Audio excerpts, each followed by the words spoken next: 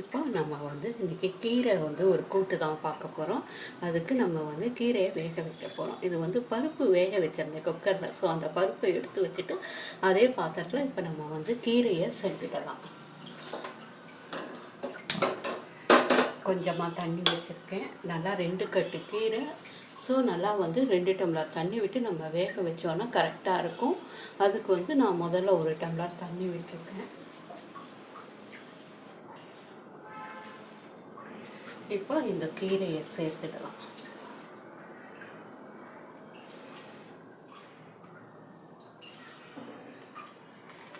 கீரையை சேர்த்துட்டு கொஞ்சமாக தேங்காய், சீரகம், மிளகா வத்தல் இதெல்லாம் சேர்த்து தான் நான் வந்து அரைச்சி விட போகிறேன்.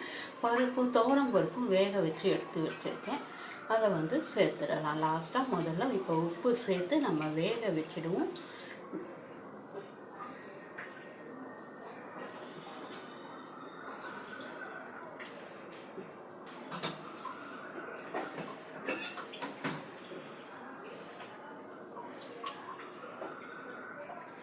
உப்பு பார்த்து சேருங்க, அப்புறம் சேர்த்துக்கலாம். நான் இப்போ ஒரு 1/2 ஸ்பூன் தான் கல் உப்பு சேர்த்துருக்கேன் நான்.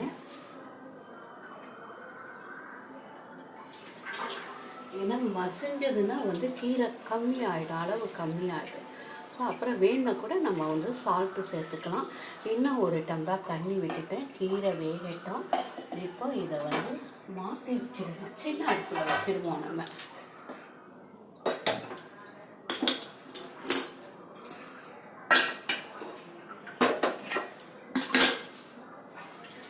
இப்போ இங்கே கொஞ்சம் நான் தண்ணி வச்சுருக்கேன். இந்த தண்ணி லேசாக சூடாகட்டும். சாம்பாருக்கு கொஞ்சம் வந்து கேரட்டு, சின்ன துண்டு வந்து சவுச்சவு, ஒரு 5-6 வந்து முருங்கைக்காய் இதெல்லாம் சேர்த்து வேக வைக்க போகிறேன். இது வெந்ததுக்கப்புறம் நம்ம லாஸ்ட்டாக வந்து நான் கொஞ்சம் மாங்காயும் சேர்க்க போகிறேன். ஸோ முதல்ல இது கொஞ்சம் வேகட்டும். வெந்த அப்புறம் நம்ம வந்து புளித்தண்ணிலாம் கரைச்சி விட்டுடுவோம். நான் கிட்டத்தட்ட ஒரு ரசத்துக்கும் புளிக்கும் சேர்த்து நல்லா ஒரு பெரிய லெமன் சைஸ் அளவு புளியை நனைச்சி வச்சுருக்கேன். இப்போ நம்ம இதெல்லாம் சேர்த்துடுவோம். இதெல்லாம் ஒரு 5 நிமிஷம் வேகட்டும். நல்லா முருங்கைக்காய் எல்லாமே ஒரு 5 நிமிஷம் வேகட்டும். அதுக்கப்புறம் நம்ம புளித்தண்ணி, சாம்பார் பொடி எல்லாம் சேர்த்துக்கலாம். இப்போ இது வேகட்டும். இப்போ நான் குழம்பையும் வந்து அந்த அடுப்பில் வச்சுட்டேன். இப்போ இதில் வந்து காய் போட போகிறேன். பொடலங்காய் கிட்டத்தட்ட ஒரு 1 கிலோ தோலை எடுத்துகிட்டு தீ வச்சுருக்கேன். தோல் வேகவே மாட்டேங்கிறது இப்போலாம். ஸோ அதனால் வந்து தோலை எடுத்துகிட்டு நான் வச்சு கட் பண்ணி வச்சுருக்கேன். இப்போ வானலியில் கடுகு, உளுத்தம்பருப்பு தாளிச்சிடுவேன்.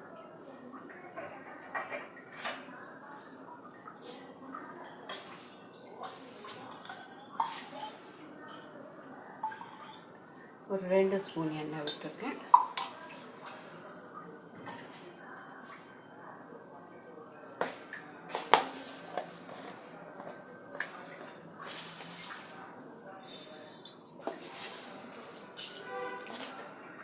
ஒரு 1/2 ஸ்பூன் கடுகு,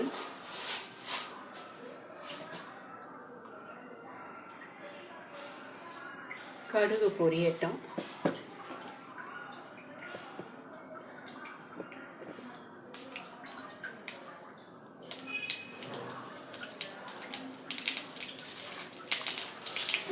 கடுகு பொரிய ஆரம்பிச்சிட்டு இப்போ உளுத்தம்பருப்பு சேர்த்துடுவோம்.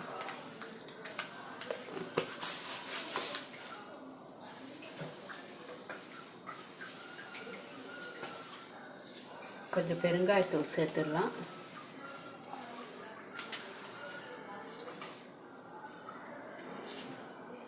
கொஞ்சம் மஞ்சள் பொடி,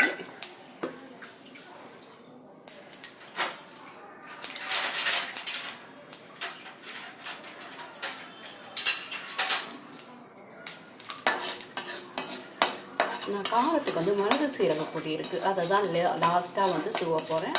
மிளகா வத்தல் ஒன்றும் போட போகிறது இல்லை.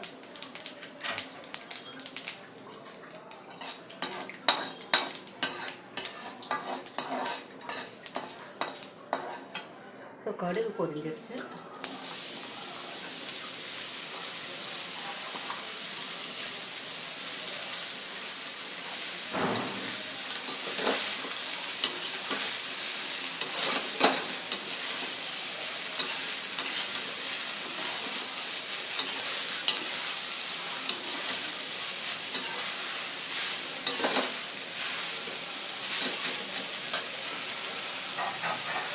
கொஞ்சம் வந்து உப்பு சேர்த்துடலாம். இதுவுமே பார்த்து சேர்த்துக்கோங்க. ஒரு அரை ஸ்பூன் அளவு நான் சேர்க்குறேன், போதும், சரியாக இருக்கும். ஏன்னா இதுவுமே காய் வதங்கிடுச்சுன்னா கம்மியாகும். ஸோ ஒரு 3/4 ஸ்பூன் இருக்கும், அந்த அளவு தான் சேர்த்துருக்கேன். சால்ட்டு தான் சேர்த்துருக்கேன். அடுப்பை நல்லா சிம்மில் வச்சுட்டு ஒரு மூடியை போட்டு மூடிடலாம். ரொம்ப தண்ணி விட வேண்டாம். ஒரு ஸ்பூன் தண்ணி விட்டால், ஏன்னா அதுவே வந்து உப்பு தண்ணி விட்டுக்கும். காய் நீர்க்காய் தான், சும்மா ஒரு ஸ்பூன் விட்டுருக்கேன் நான். அடுப்பை நல்லா சிம்மில் வச்சுட்டு மூடிடலாம். இது வேகட்டும்.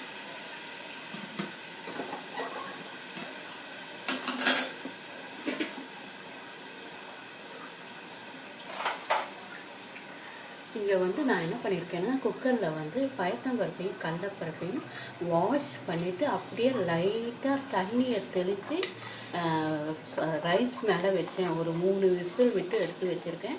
இந்த புடலங்காய் வெந்தவுடனே நம்ம இந்த பருப்பையும் கொஞ்சம் தேங்காவையும் சேர்த்துடலாம். இல்லை நம்ம என்ன பண்ணணும்னா, கடலைப்பருப்பை முதல்ல வேக வச்சுட்டு அப்புறம் காயை போட்டு வேக வச்சுட்டு அப்போ காயோட 2 பயத்தம்பருப்பையும் போட்டு வேக வைக்கணும். நான் குக்கரில் வச்சுட்டேன். ஸோ கொஞ்சம் காய் வெந்தப்பறம் நம்ம வந்து இதை சேர்த்துடலாம். அந்த பயத்தம்பருப்பையும் கடலைப்பருப்பையும் சேர்த்துடலாம், தேங்காயும் சேர்த்துடலாம். இப்போ காயெல்லாம் கொஞ்சம் வெந்துடுத்து நம்ம இந்த புளி தண்ணியை சேர்த்து கொதிக்க விடலாம். இது ஒரு 10 நிமிஷம் கொதிக்கணும். ஸோ அப்போ சரியாக இருக்கும், இன்னும் நல்லா வெந்துடும்.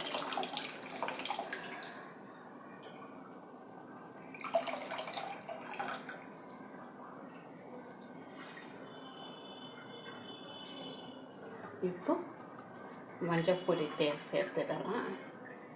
ஒரு அரை ஸ்பூன் மஞ்சள் பொடி,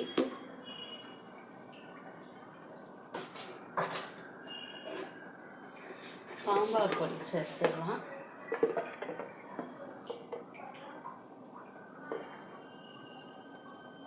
ஒரு 2.25 கிட்டத்தட்ட ஒரு 3 ஸ்பூன் இருக்கும்னு வச்சுக்கோங்க. அந்தளவு சேர்த்துருக்கேன். கொஞ்சம் வந்து கருவேப்பிலை சேர்த்துடலாம். இப்போ இதுக்கு தேவையான உப்பையும் சேர்த்துடுவோம்.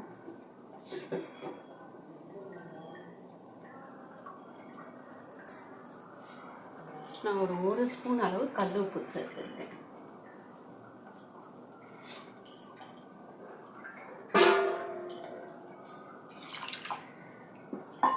இது நல்லா கொதிக்கட்டும். அதுக்கப்புறம் நம்ம கொஞ்சம் ஒரு 5 நிமிஷம் கொதித்த உடனே நம்ம வந்து மாங்காயும் சேர்த்துடலாம்.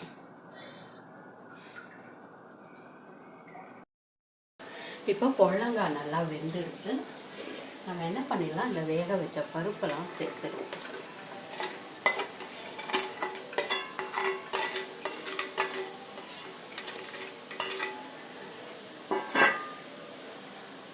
பருப்பு, மிளகு சீரகத்தூள் சேர்த்துடலாம்.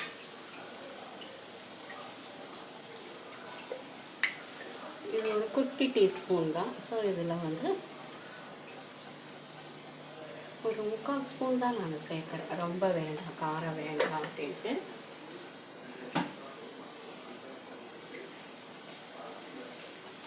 கொஞ்சம் தேங்காயும் சேர்த்துடுவோம். ஒரு 2-3 ஸ்பூன் அளவு சேர்த்துடுவோம்.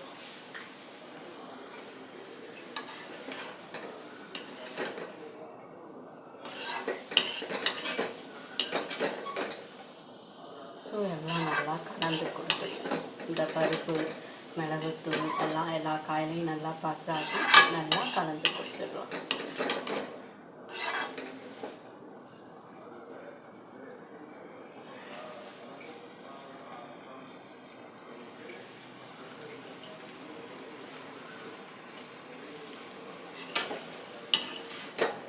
கொஞ்சம் லைட்டாக ஈரப்பசை இருக்குது இந்த தேங்காயில். ஸோ 2 நிமிஷம் நம்ம வந்து அடுப்பில் வச்சுட்டு அப்புறம் இறக்கி வச்சுடுவோம்.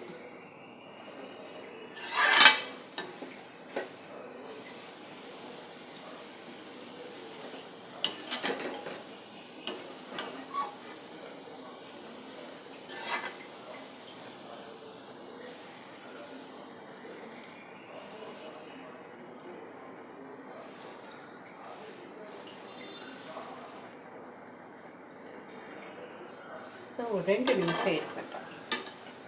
அடுத்து சிம்மில் தான் இருக்குது. ஒரு 2 நிமிஷம் இருக்கட்டும். 2 நிமிஷம் கழித்து நம்ம இறக்கி வச்சிடுவோம்.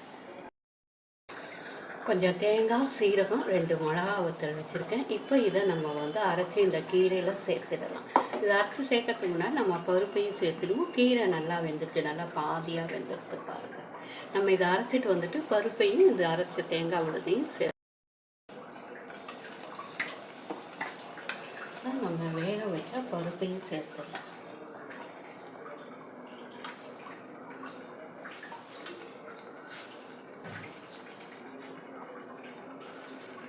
சேர்த்துட்டு இந்த அரைச்ச விழுதையும் சேர்த்துக்கலாம்.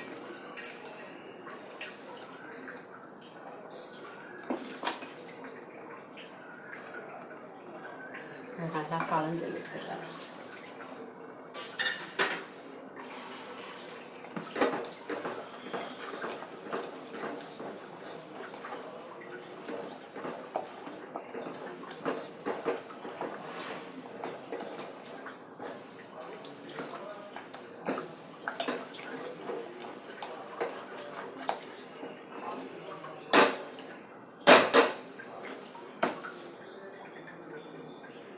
ஸோ இந்த மிக்ஸி ஜாரையும் கொஞ்சம் அலம்பி நம்ம வந்து தண்ணியை சேர்த்து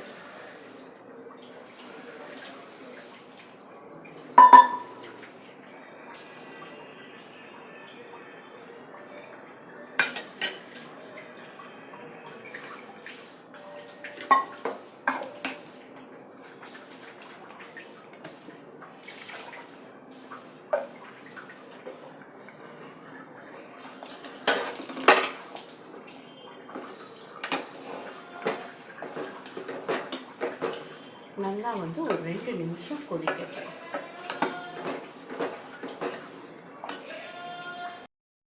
கொஞ்சம் பெருங்காயத்தூளும் சேர்த்துடலாம். நம்ம கீரை வேகும்போது கட்டி பெருங்காயம் இருந்தால் கட்டி பெருங்காயம் சேர்த்துக்கலாம். என்கிட்ட கட்டி பெருங்காயம் இப்போ இல்லைங்கிறதுனால நான் வந்து தூள் சேர்த்தேன், பெருங்காயத்தூள் சேர்த்துருக்கேன். அதனால தான் லாஸ்ட்டாக இதில் சேர்த்துருக்கேன். நல்லா வாசனையாக இருக்கும் கீரை.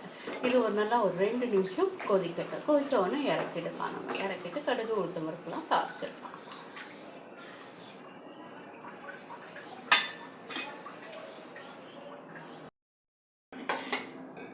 இப்போ வந்து குழம்பு நல்லா ஒரு 10 நிமிஷம் கொதிச்சிருச்சு. நம்ம இந்த கட் பண்ணி வச்ச மாங்காயை சேர்த்துடலாம். ஒரு 2 நிமிஷம் கொதிக்கட்டும். கொதித்த உடனே நம்ம வந்து பருப்பை கரைச்சி சேர்த்துடுவோம். சேர்த்துட்டா சாம்பார் ரெடி. சாம்பாருக்கும் கொஞ்சம் பெருங்காயத்தூள் சேர்த்துடலாம்.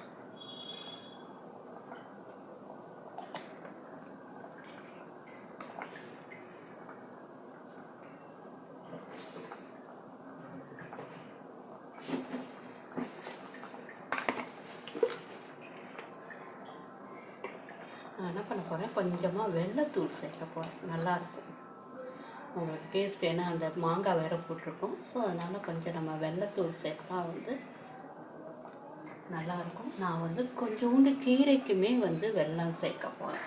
சேர்க்கலாம், நல்லாயிருக்கும் உங்களுக்கு. கீரைக்கு வெல்லம் சேர்த்தா அந்த வேகும் போதே சேர்க்கணும். நான் கீரை வேக வைக்கும் போது சேர்ப்பேன். இன்றைக்கி மறந்துட்டேன், அதனால் இப்போ லாஸ்ட்டாக ஆட் பண்ணிட்டேன்.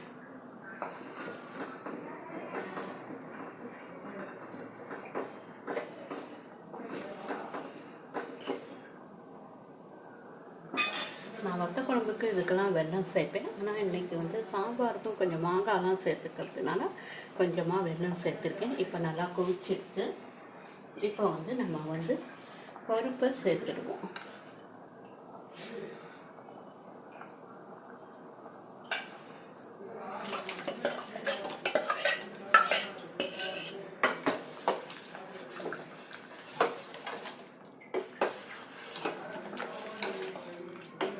நல்லா 2 நிமிஷம் கொதிக்கட்டும்.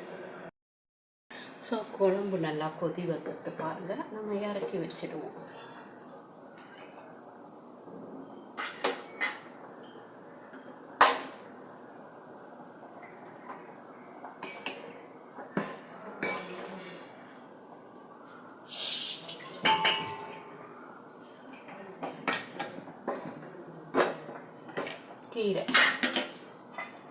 கீரையுமே நல்லா கொதி வந்துடுது. அதையும் வந்து நம்ம ஆஃப் பண்ணி வச்சுருவோம். கொஞ்சம் ஆற ஆற நல்லா கெட்டியாகிடும். நம்ம லாஸ்ட்டாக எல்லாத்துக்கும் தாளித்து கொட்டிடலாம். கடுகு உளுத்தம்பருப்பு, அதுக்கப்புறம் கீரைக்கு வந்து கடுகு உளுத்தம்பருப்பு, சாம்பாருக்கு வந்து கடுகு வெந்தயம் எல்லாம் தாளிச்சிடும். ஸோ இப்போ நம்ம கீரை எடுத்து இறக்கி வச்சுடுவோம். இப்போ வந்து ரசத்துக்கு வந்து நான் என்ன பண்ணியிருக்கேன்னா தக்காளியை வந்து வேக வச்சுருக்கேன். இதில் இப்போ வந்து புளி தண்ணியை ஆட் பண்ணிக்கிறேன்.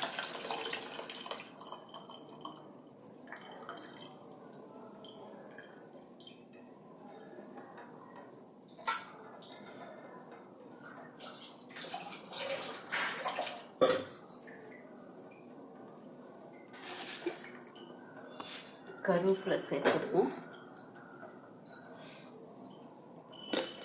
காம்போடு போட்டிங்கன்னா நல்லா வாசனையாகவே இருக்கும். பரவாயில்ல. அதுக்கப்புறம் வந்து கொஞ்சம் உப்பு, நான் வந்து சால்ட்டு சேர்க்குறேன், கொஞ்சமாக சேர்க்குறேன். கல்லுப்பு தான் சேர்க்கணும், பட் நான் சால்ட்டு சேர்த்துட்டேன். ஒரு 3/4 ஸ்பூன் அளவு போட்டிருக்கேன்.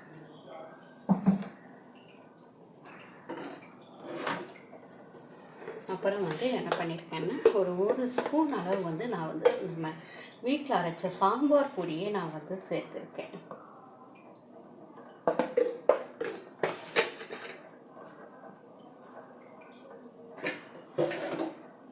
ஏன்னா அதுலேயே எல்லாம் மிளகு சீரகம் எல்லாமே நம்ம அரைச்சிருக்கோம். சாம்பார் பொடி வந்து நம்ம எப்படி அரைக்கிறது என்ன அளவுங்கிறது நம்ம ஏற்கனவே நம்ம சேனலில் இருக்க, முடிஞ்சால் நான் லிங்க்கை கொடுக்குறேன். இப்போ இதெல்லாம் நல்லா கொதிக்கட்டும், ஒரு 5 நிமிஷம் கொதிக்கட்டும். லாஸ்ட்டாக வந்து ஒரு அரை ஸ்பூன் வந்து நம்ம அந்த மிளகு சீரகத்தூளை வந்து சேர்த்துட்டு பருப்பு தண்ணியை கரைச்சி சேர்த்துடுவோம். இது ஒரு 5 நிமிஷம் கொதிக்கட்டும், பார்க்கலாம். ரசம் ஆகிடும். ஒரு அரை ஸ்பூன் அளவு வந்து நம்ம வந்து மிளகாத்தூள் சீரகத்தூள் சேர்த்தோம். இப்போ நம்ம பருப்பை கரைச்சி சேர்த்துக்கணும். இப்போ நம்மளுக்கு எந்த அளவுக்கு ரசம் தேவையோ அந்த அளவுக்கு நம்ம வந்து பருப்பில் வந்து நல்லா இந்த கரண்டியில் 2 கரண்டி பருப்பு வேக வச்சு எடுத்துட்டுருக்கேன். அதில் தேவையான அளவு தண்ணி விட்டு நல்லா கரைச்சி சேர்த்துடுங்க. அப்போ தான் நல்லா ரசம் ஒன்று போல இருக்கும். நல்லா வேக வச்சிடுங்க பருப்பை, இல்லைன்னா அடியில் ஒரு மாதிரி வண்டல் தான்.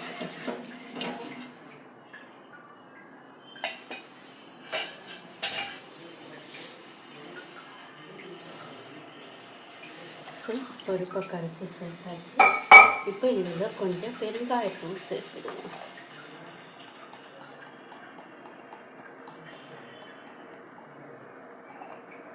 இது நல்லா நுரைச்சி வரட்டும். அடுப்பை நல்லா சிம்மில் வச்சுட்டு நல்லா ரசம் நல்லா நுரைச்சி பொங்கி வரும்போது ஆஃப் பண்ணிவிட்டு நம்ம வந்து கடுகு தாளிச்சிடலாம். சீரகம் கூட சேர்த்து தாளிக்கிறதுல தாளிச்சிடலாம். ரசம் ரெடி ஆகட்டும், பார்ப்போம். ஸோ ரசம் ரெடி ஆகிடுச்சு. நம்ம அடுப்பை ஆஃப் பண்ணிட்டோம், நுரைச்சி வந்துடுச்சு. நம்ம வந்து கடுகு சீரகம் வந்து நெய்யில் தாளித்து கொட்டியிருக்கோம் ரசத்துக்கு. கீரைக்கும் வந்து கடுகு உளுத்தம்பருப்பு தாளித்து கொட்டியாச்சு. தேங்காய் எண்ணெயில் தாளித்து கொட்டியிருக்கேன், நல்லா வாசனையாக இருக்கும். ஸோ சாம்பாருக்கும் வந்து கடுகு வெந்தயம் தாளித்து கொட்டிட்டோம். சாம்பாரும் ரெடி.